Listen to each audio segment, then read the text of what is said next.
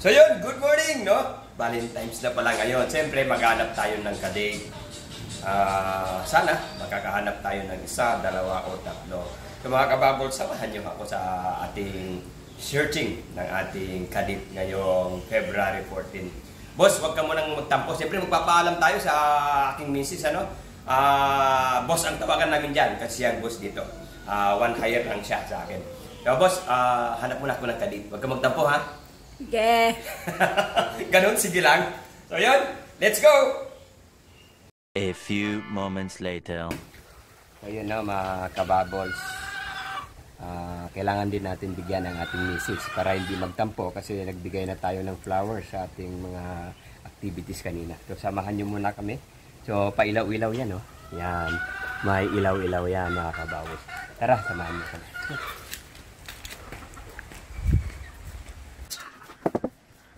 Surprise! Come on! Mahilig na kami! Tara!